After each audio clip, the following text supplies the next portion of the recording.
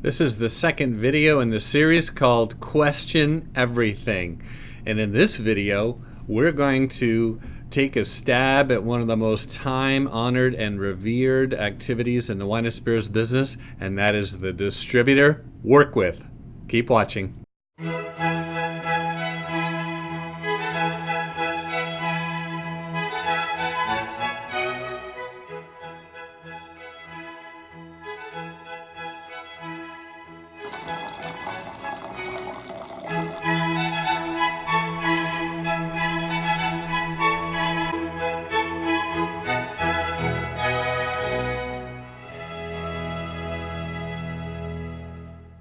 Hello everyone and welcome to my YouTube channel. If you're new here, my name is Ben Salisbury. Our consulting agency helps wineries and craft distilleries improve their sales strategy and sales process.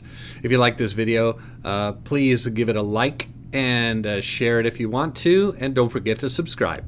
Boy, let me tell you, I'm really putting myself out there today by daring to even question why somebody would do a distributor work-with, also known as the ride-along. You know, where you schedule time with a distributor sales rep, you get in their car, and you ride all around the city, making various sales calls with your sample bag in tow. This is one of the most sacred, time-honored, and revered practices, and so I imagine I'm going to get some hate mail for even suggesting that there's something wrong with this. Well, I'm going to just come right out and say, it's a giant waste of time in most cases. There are certainly some exceptions to this, and everybody has their own success story about how this works. But you've got to admit, on the whole, there's something wrong with this system.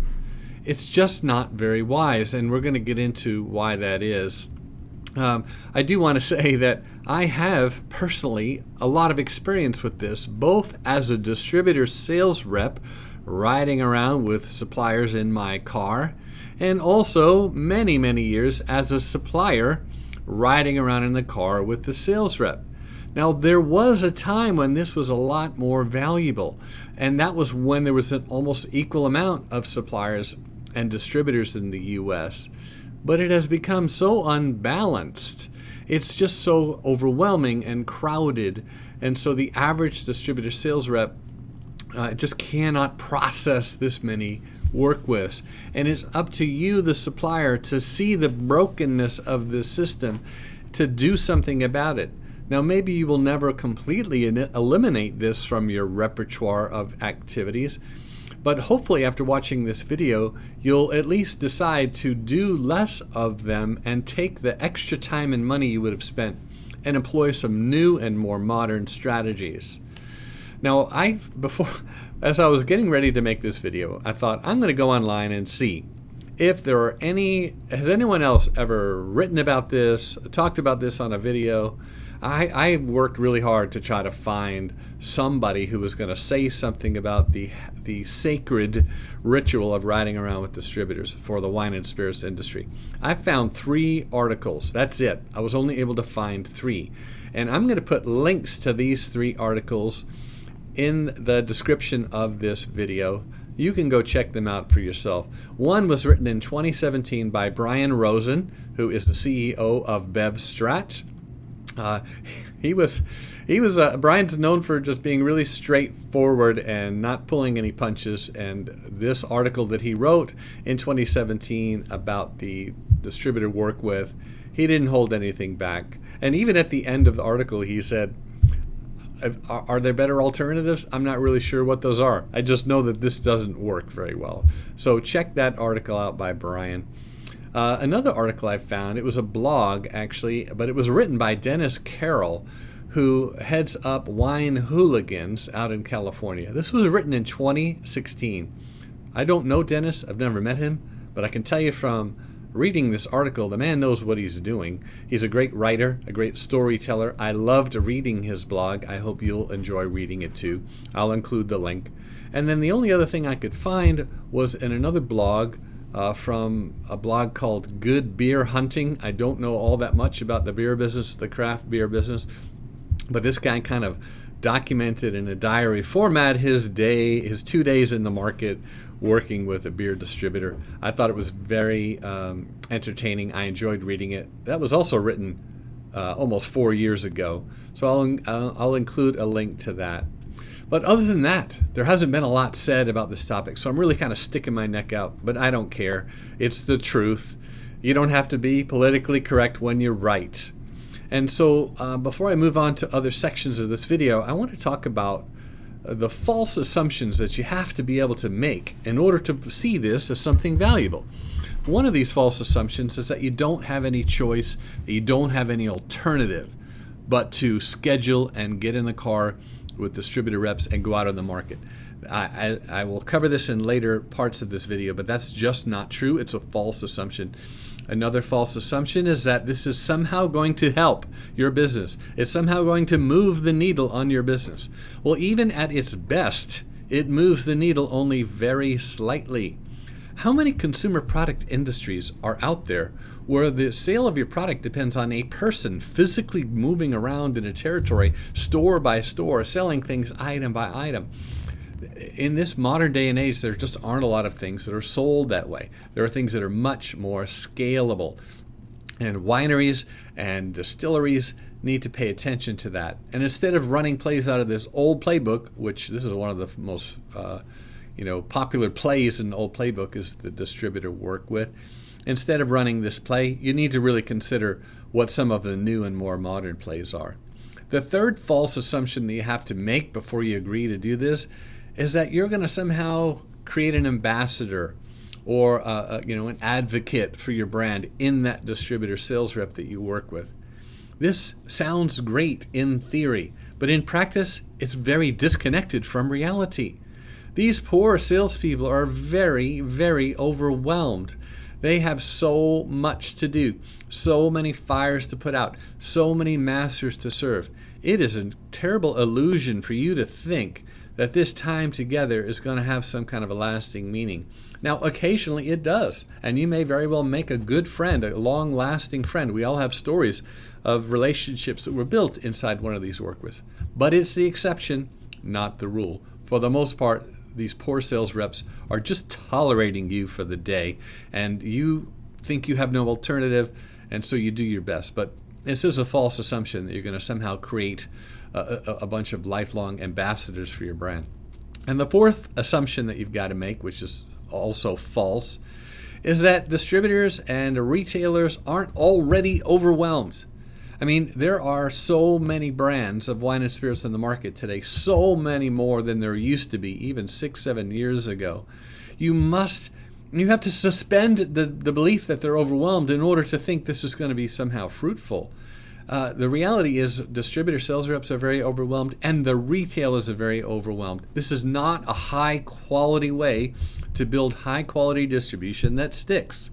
So if I haven't lost you yet, just hang on because we're going to talk some more about this. Now, I realize that some of you are not going to watch this video all the way through, so I'm trying to front end load some of the juicier bits. So this little section right here is about the good news and the bad news, because it's not all bad news.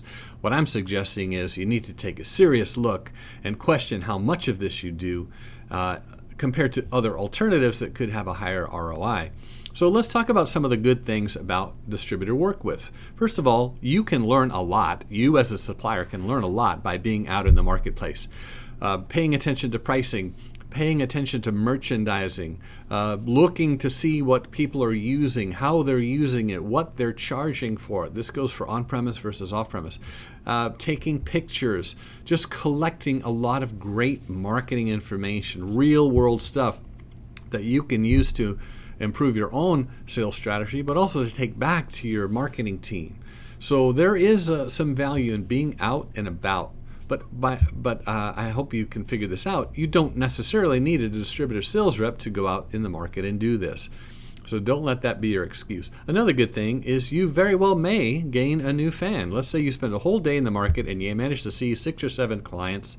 One of those is you very well could land a new client and make a fan out of them. The problem is, are you willing to spend that much time and money to gain one customer, or maybe 2 on a really, really good day? This is just not very efficient. I don't know how people can afford to build their business this way. Another good thing, though, is you might make a friend of the sales rep. We all have stories of working with reps and making a good impression, building an ambassador for you, building an advocate, building a fan. But once again, it's a little bit of an exception rather than the rule. So I'm not saying there's no value in doing distributor work-withs. I'm just saying the value is small, and relative to the amount of time and money, there's probably better alternatives. But let's talk about the bad things about distributor work-withs. And again, I don't know anyone else who's coming out and saying it, so I'm putting my head on the chopping block. It is an extremely big waste of time. And it squanders the distributor rep's time, it squanders your time, it squanders the retailer's time. If there's one thing you should hold up as most valuable in your life as a brand builder and a brand owner, it's your time. You can never get it back, and you must maximize it. You must use it with great discretion. You must be ruthless with the use of your time. This is not a good way to spend your time. Also, this is an extremely low ROI, which I mentioned. I'm trying to be generous and mention some good things about work-withs, but each of the good things still at the end has a very low ROI relative to other things. And the third of the things that are bad about this is it's a bit of an illusion. It feels like the right thing to do. You're out in the market, you're working with reps, you're popping corks and twisting tops and sampling product. It feels like you're supposed to do, but this is a bit of an illusion. There are much, much better ways to build your brand. So let's talk a little bit about why people do it. First of all, it used to work really well. Back in the day when there was almost an equal amount of suppliers and brands and distributors, this worked, but it doesn't work anymore. And the reason people still do it is they haven't accepted this reality that the circumstances have changed. The market has changed. Most distributors are overwhelmed. Large ones are overwhelmed. Small ones are overwhelmed. Medium-sized ones are overwhelmed. There's a direct proportion to the size of a distributor's portfolio and the number of salespeople on the street. So don't be lulled into thinking that because a distributor has a lot of salespeople, things are going to be easier there. I have a great video on that if you want to check it out. But this idea of why people do it, it's because it's a relic from the past that is no longer relevant. Another reason people do it is I mentioned this in the section just before this, it feels like the right thing to do. It's one of the few tangible things you can physically get up out of your chair and go do. Pull some samples, get in the car, physically go to retailers, sit and taste wine, tell your story, give your pitch. So it feels like the right thing to do. And if there's a satisfying moment in a salesperson's life, it's when they're in front of the customer. That feels like you're supposed to do. The problem is it's not very scalable. It's very, very time-consuming and very low ROI. So don't be lulled into thinking that activity equals achievement. So why else do people do this? I am not going to be very popular for saying this, but it's true. And I speak to you from a well-qualified place because I spent many years working for 2 different distributors and many years working for 3 different suppliers. So I have a lot of experience and looking at this from different angles. But one of the reasons that distributors encourage this is in a very subtle way, it shifts responsibility back to the supplier.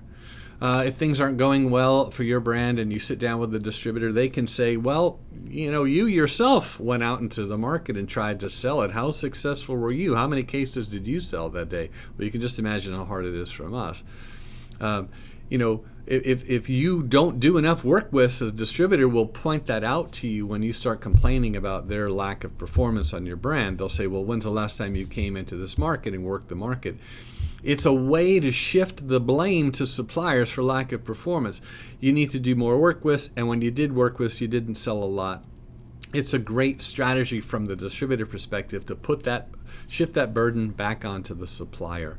So this is why it's encouraged. This is why distributors schedule them. This is why they require their salespeople to do them. But you, as a supplier, need to wake up and smell the coffee and ask yourself, wait a minute, why are we doing this? Is this the wisest use of our time? Well, I can promise you it is not. I want to cover some of the myths around supplier work-withs and bust these myths. One is that this idea of thinking that you can't go out into the market alone. You can't make an appointment with a retailer or a restaurant on your own, pull samples on your own, and go make sales presentations. This is complete and utter bullshit. You absolutely can do it, and here's proof. While you're sitting here watching this video, there are hundreds of your competitors out doing it right now. This thinking is a relic from the past. And you might say, well, legally, we are not able to do this. Well, let me tell you something. There's a lot of things you're not supposed to do necessarily, but people are doing them. And they're doing them all the time. And I can't really go into a list of what all these things are, but you can figure it out. There are people going on appointments to see buyers all the time. Now, you have to have a relationship and you have to build that rapport. But don't get stuck on the idea that you cannot or that you are not allowed to go do this alone because all of your competitors are doing it. If I go out to lunch today at a popular spot and I kind of go either real early for the lunch rush or very late, I'm going to see suppliers in there pitching their wares. So you need to let go of that myth. Number 2 myth is that you're going to build, like I said earlier in the video, you're going to build some rapport, you're some kind of bond with the rep. Man, this is just so disconnected from reality. Yeah, I guess it's possible that you might do that, but in the vast majority of cases, these poor people are very, very busy, very, very overwhelmed. This is not really the right conditions to build this rapport. Again, it's a fantasy from the past. It's a relic from the past. And the longer you've been in the industry, the more tightly you're going to hold on to this belief that getting in the car and working with sales reps has this residual effect because they'll be selling your stuff after you leave the market. Let me tell you something. Within 10 minutes of you leaving their car, they're on to the next thing. And somebody has to come out and admit this for what it is. The third myth is that you don't have any alternatives. You could say, all right, Ben, a lot of what you're saying makes sense, but what are the alternatives? What else can we do? Well, there are a lot of alternatives, and I'm going to talk about the most important ones next. If you're still with me in this video, this may be the part you were looking forward to is, okay, what should you be doing instead? Now, a lot of you are not going to like a lot of these because they're so new and so unfamiliar, and we tend to rush back to the things that used to work. We tend to rush back to the things that are familiar. So just hang in there with me because this is the future and it's the beginning of 2020. This is a great time to start considering what are some of the new plays that I should be looking at to build distribution for my wine and spirits brands. So the first thing here, I've got 3 suggestions for you. First thing is you need to make your own target list. You need to step back and do some research. Who are the types of accounts that you want to be in? Begin to research them on Yelp and OpenTable and just some good old-fashioned research, some top 10 new restaurants, top 10 best restaurants, best places to buy fine wine, best retail accounts. Do your homework, do a lot of research. First step is to make a list of the places that you would like to be in distribution. And later, you can set about a plan to begin contacting them one at a time. This is not going to This is a much better alternative over the long period of time. You need to aim precisely. You need to know exactly where you want to sell your products. In a super hyper competitive, very crowded market, less is more. Do not use a shotgun approach. It has a very low probability of success, very low stickiness. The number of people using your product over a long period of time or for a length of time, 1 week, 2 weeks, a month or more, is much less likely if you use a shotgun approach. You've got to aim more precisely. You have to have deeper relationships with fewer people, fewer well-chosen people. So that's one alternative I have for you is make target lists, do research, and accept this idea that less is more. The second thing here is you've got to have your own relationships. Now this is where people really scratch their head and like, well, how am I supposed to do that if I can't get in a car with the salespeople? Well, you need to do it the same way all your competitors are doing it. Now this is a get-rich-slow proposition. And part of how you're going to do this is once you identify the accounts that you want to be in, next you begin to research the cast of characters. Who are the people that work there? We're really fortunate we live in an age where you can look most of this up. You're going to have to spend a lot of time on Google, a lot of time on LinkedIn, reading articles, going to the websites of these places. So many of these restaurants and retailers have the people who work there, their staff, their key employees on the website. Once you have their name, you can go research them on social media. Where do they go to school? What are their interests? What are their influences? Do they have any certifications? What do they do in their leisure time? What's their family situation? What's their life circumstance? Let me tell you something. The key to selling is not a bunch of transactions. It's about relationships. And relationships, it's about getting to know people. And you must put in the time to get to know these people so that when you do get in front of them, you've got something meaningful to talk about. And it's not just about your product. This idea of sampling and pitching and being highly transactional.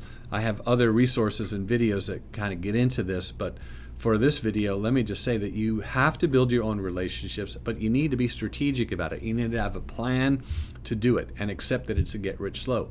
The third thing I want to talk about for alternatives is this idea of follow-up. You beat most of the people in the wine and spirits industry just by having good follow-up, because most people don't. Most salespeople suck at follow-up, and you have a chance to separate yourself from the pack by doing great follow-up. Now, to do this best, you're going to need a cloud-based, mobile-friendly CRM. And I have a great video about that you can check out if you're not using a CRM now and you want to look into that more deeply. But however you follow up, it's the follow-up that will make a difference on how many new points of distribution you gain. It's your follow-up that will make a difference on how long a customer uses your product month after month after month. Your follow-up is how they're going to remember you. Their follow-up is how they're going to be embedded with your brand and to really engage your brand. So you've got to let go of these results by volume approach and some of these time wasters and embrace the idea that you've got to build your own target list and you've got to have your own relationships. Now, I won't get into this too much in this video, but when you start amassing a list of relationships and contacts, you can now use email marketing software like MailChimp or Constant Contact or ConvertKit to speak to these people in newsletters or speak to them in mailings where you can see what people clicked on and who opened what. There's a whole other world. You can cover so much more ground, and you can do it all over the country. Using email marketing as a tool for the average supplier sales rep. This isn't something you should just leave up to the marketing department. Now, I have lots of resources about this, of these alternatives to some of the tried and true things like Distributor Work-Withs. One of my resources is a free online course called Modern Playbook for Wine and Spirit Sales. I'll make sure there's a link in the description so you can check that out. Thanks for hanging in there with me. If you have found any kind of value at all in this video, please give it a thumbs up. And I want to conclude by giving you 3 pieces of advice. I'm not saying don't ever do distributor work-withs. I'm saying question their value, question the ROI, and maybe do less of them. That's my first piece of advice, is resolve in 2020 to do less of them. The second piece of advice is do them better. Less is more. Do a bunch of research ahead of time. Provide input as to who you want to see. Maybe do a half day instead of a full day, or maybe do a half day in the morning with an off-premise person and a half day in the afternoon or early evening with an on-premise person. Whatever works. But focus on 2 things in this do it better category. One is quality, not quantity, and the other is follow-up. If you have flawless follow-up on the people you do see, you'll get where you want to go much faster. The third piece of advice is add in some new things. Resolve to begin employing some of the new plays in the modern sales playbook for wine and spirits. And if you do that and you get started on that road now, you're going to really separate yourself from your competitors, because unfortunately most people in the wine and spirits industry are going to stick with what's always worked. That is going to hold them back, but it doesn't have to hold you back. Thanks for taking time to watch this video.